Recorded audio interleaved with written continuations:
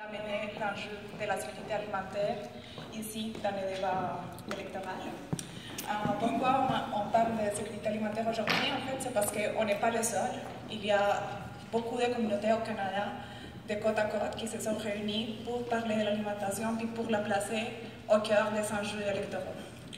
Alors, en fait, l'idée, c'est venu de l'Organisme pour une alimentation durable, les réseaux pour une alimentation durable, pardon, ROAM. Et l'idée, c'est de demander qu'on se dote d'une vraie politique pan-canadienne d'alimentation alimentaire. Et la politique, en fait, ce qu'elle cherche, c'est de permettre à tous les citoyens, à tous les Canadiens de manger à leur faim et d'avoir accès à une nourriture saine, juste et durable. Donc, pourquoi on parle de ça aujourd'hui? J'ai mis... Est-ce que tu l'as? On a lu à la presse au mois de juillet qu'il y avait plus que 4 millions de Canadiens et Canadiennes qui étaient dans une situation d'insécurité alimentaire. Et au Québec, cette situation se traduit par plus de 250 000 ménages qui se trouvent vulnérables alimentairement. Toutefois, malgré l'importance de cet enjeu, le Canada n'a pas encore une politique alimentaire viable. Qu'est-ce qui cherche une politique pan-canadienne alimentaire? Donc, il y a 4 aspects principaux. Le premier, c'est que tous les enfants des écoles au Canada aient accès à une alimentation à tous les jours. Le deuxième, c'est que le droit à l'alimentation devienne une réalité pour les 4 millions de Canadiens qui vivent actuellement en une situation d'insécurité alimentaire. Le troisième, c'est que la prochaine génération d'agriculteurs ait accès au soutien dont ils ont besoin pour réussir. Et le quatrième, que les communautés nordiques éloignées aient accès à des aliments sains et abordables. Nous, on veut plus concentrer notre débat à propos des 2 enjeux primordiaux, donc que tous les enfants aux écoles au Canada aient accès à une alimentation saine et que nos aînés aient aussi accès à cette alimentation saine. Alors, je vais juste introduire un peu le type de questions qu'on peut se poser par rapport à la politique pour les enfants. Et mon collègue Stéphane Tremblay va vous parler plus de la politique pour les aînés. Donc, vous avez dans les slides 3 types de points sur lesquels on peut réfléchir pour une politique pan-canadienne qui dote les enfants d'une alimentation saine, juste et abordable. On tient à vous rappeler de cette situation parce qu'on a expérimenté dernièrement avec les coupures au niveau des écoles, des budgets des écoles. On a vu beaucoup de gens qui nous ont approchés, qui avaient beaucoup de difficultés à composer avec le fait de ne plus avoir accès à un micro-ondes et de devoir envoyer à leurs enfants un lunch qui soit bien garni et qui soit santé. Donc, quand on sait qu'une grande partie des parents ne détiennent pas les habiletés culinaires nécessaires pour assurer une alimentation adéquate et flexible, que les coûts de l'épicerie préoccupent de plus en plus de familles et que les aliments frais ne sont pas toujours les plus abordables, il faut qu'on réfléchisse ensemble à la meilleure manière d'intervenir pour assurer la santé et le développement de nos plus jeunes. Donc voilà, je vous invite à réfléchir sur ces 3 points-là dans le but du prochain débat. Merci. Merci, Catalina. Alors, comme Catalina le disait, c'est si bien, moi je vais vous parler des aînés. En fait, ce que je me propose de faire, ce serait simplement de soulever quelques réalités, 2 réalités en fait, qui sont réalités factuelles. Il y a quelques jours, on apprenait que, en fait, c'est Statistique Canada qui nous apprenait qu'il y a plus d'aînés de 65 ans et plus que de jeunes de 14 ans et moins pour la première fois au niveau national. En fait, parmi les pays occidentaux, c'est un phénomène qu'on observe un peu partout. C'est un phénomène qui s'exprime ici depuis plusieurs années. On avait vu venir la pyramide démographique. Je ne vous apprends rien en vous disant qu'il y a de plus en plus d'aînés, de moins en moins de jeunes.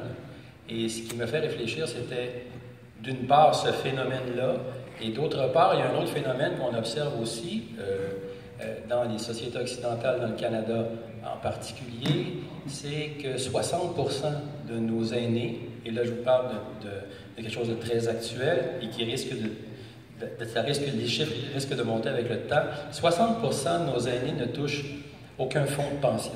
Il n'y a pas de retraite prévue, sinon les rentes qui sont accordées par les gouvernements. Je ne vous apprends rien non plus en vous disant que les revenus de ces aînés-là sont nettement sous le seuil de la pauvreté, actuellement. Et ça ne va pas s'améliorer avec le temps, malheureusement, à moins d'avoir des solutions.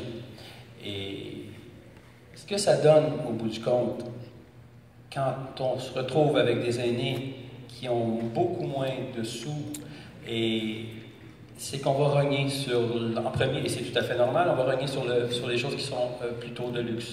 Même des choses essentielles, on va rogner sur la vestimentation. Et on va surtout rogner sur la nourriture. Quand on fait ça, quand on rogne sur la nourriture, c'est-à-dire qu'on commence à se nourrir avec des choses qui ne sont pas tout à fait adéquates pour l'âge qu'on a et pour la santé qu'on a aussi, dans un certain âge. Eh bien là, on a un autre problème qui s'ajoute à ça, qui est un problème de santé publique. Quand vous avez une fraction importante de la population qui se retrouve avec des revenus qui sont fortement diminués et une alimentation qui n'est pas tout à fait adéquate pour l'état de santé dans lequel ils se trouvent, on ne parle pas de gens qui ne sont pas en santé, on parle juste de personnes, d'êtres humains qui sont vieillissants, comme on va tous l'être à un moment donné. On se retrouve avec un vrai problème, un vrai problème. Et parmi les solutions, il y en existe. Il y a comme il y a des organismes sur le terrain, par exemple, ce que je représente moi. Il existe sûrement d'autres belles solutions qui vont nous être proposées par nos différents candidats ce soir, ou différentes choses peut-être qui existent à leur programme. Je me fie à leur grand sens de la création, de la créativité et de leur grand enthousiasme pour nous proposer des choses qui vont être vraiment intéressantes et vraiment qui feront une différence sur le terrain, dans la vie, dans le quotidien des gens, qui doivent composer avec des réalités aussi difficiles que celles-là. C'est difficile des fois d'en parler à des gens qui sont plus ou moins âgés, qui ont 20, 30 ans, 40 ans, mais parce que ça semble loin, ça, cet épisode-là de la vie. Mais je peux vous garantir que si on ne fait rien maintenant, dans 20 ans, la situation va être plus difficile. Alors voilà, c'était les deux réalités avec lesquelles je vous demande de peut-être cogiter un peu et de brasser vos candidats, peut-être. Merci. Merci beaucoup à vous deux. Merci à Stéphane, merci à Catalina. Puisque dans Merci-S, nous souhaitons l'accessibilité à une alimentation saine, juste et durable pour tous les citoyens de 0 à 100 ans, sachez que Solidarité Merci-S, en collaboration avec le César, on participe actuellement à un processus de consultation publique au niveau montréalais pour l'implantation peut-être d'un conseil sur politique alimentaire. Donc, à suivre, là, on est là-dedans actuellement, on vous tiendra au courant. Alors, maintenant, merci. Dans un deuxième temps, dans le thème vie de quartier sous un angle développement économique, nous accueillons la présidente directrice générale de la Chambre de commerce de l'Est de Montréal, Mme Isabelle Foisy. Et juste pour votre information, la mission de la Chambre de commerce de l'Est de l'île de Montréal est de soutenir et promouvoir les intérêts socio-économiques de ses membres et des 32 000 entreprises qui composent son territoire de 5 façons. Soit par interagir avec les forces vives du milieu, se distinguer par une culture d'ouverture, innover par un réseautage intelligent, s'engager dans la communauté et assurer le rayonnement local et international des entreprises. J'aimerais remercier en mon nom et au nom de la grande équipe de Solidarité Merci-S, Mme Isabelle Foisy, de venir nous parler de développement économique dans l'Est dans le cadre de ce débat. Voici un bel exemple d'engagement dans notre communauté.